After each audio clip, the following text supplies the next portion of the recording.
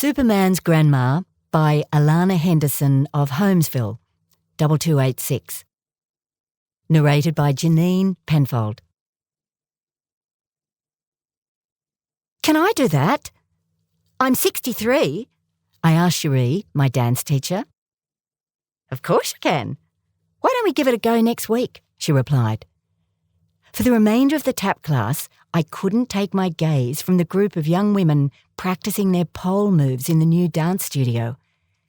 Their fitness class was nothing like I had ever seen before. 4 years earlier, at 59, after working in a largely sedentary job for many years in a busy small business with little time for regular exercise, I experienced the predictable. A devastating stroke robbing me of language. Breast cancer and diabetes. A friend said that the universe had used a sledgehammer approach to convince me that I needed to take better care of my health and fitness. Faced with my mortality and recognition of the need to seriously take my health in hand, I had launched into a health and fitness program. This included daily walks, running, cycling, tap dancing, improved sleep patterns, and a high-protein, low-carb diet. But now, with Cherie's comment in mind, I read widely on the internet to see how pole fitness could be useful for a senior.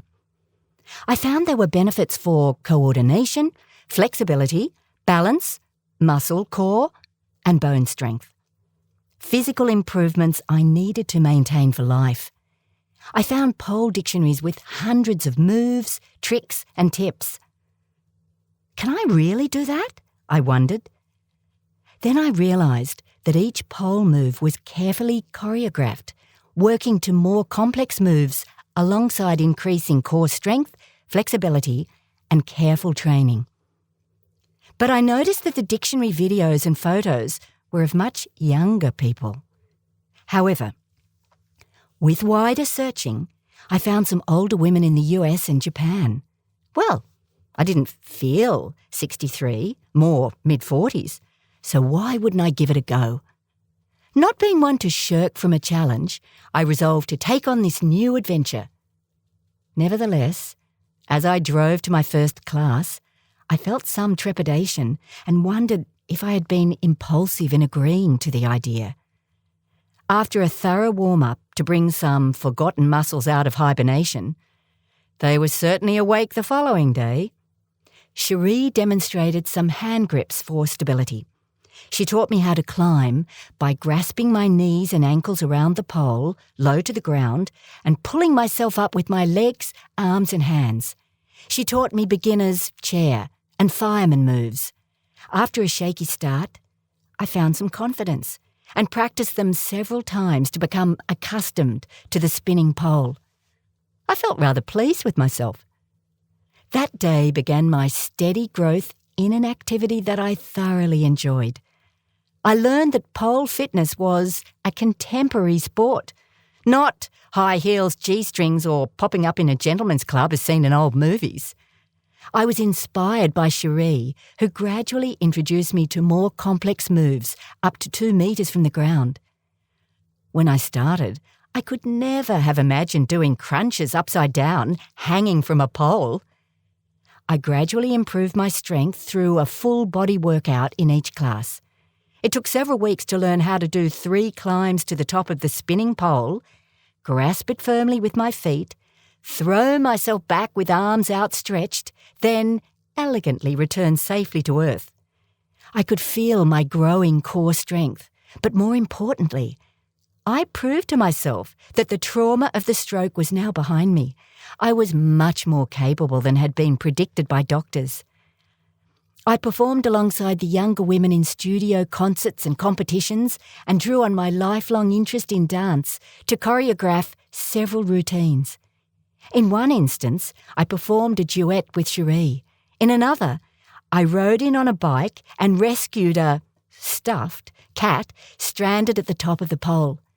For those wonderful moments, I felt 30 years younger as I climbed, spun and moved up, down, on and off the pole. While I lacked the grace, lithe body and flexibility of my younger colleagues, I found my expertise in the entertainment factor. My signature performance was Superman's Grandma, a 3-minute comedy routine performed to the old Nat King Cole hit, Straighten Up and Fly Right. I hobbled onto the stage with a walking stick, dressed in very old clothes. I spied the pole, and just as in a Superman movie, I discarded the coat to reveal a red and gold-trimmed skirt and cape, a top with the S emblem and blue tights. Miraculously, I jumped halfway up the pole into the first move, laughed as I climbed to the top, and performed my routine confidently to the end. The audience shrieked, whooped, laughed, and clapped at my antics. I finished with a flourish, upside down in a dragonfly move. As I took a bow, I felt exhilarated and reminded myself of how seniors are often underestimated in terms of their capabilities. I continued my weekly pole class for 5 years, assisted by installing a practice pole in my spare bedroom, much to the surprise of visitors. For some time, I had been conscious of increasing knee pain, confirmed as osteoarthritis. This eventually made it too difficult to climb on the pole. With a heavy heart, I retired from pole fitness and tap at 68. Then, permanently dislocating 3 fingers in a workplace accident sealed my fate. I never returned to the pole stage. I mourned the adrenaline rush from performing to an audience.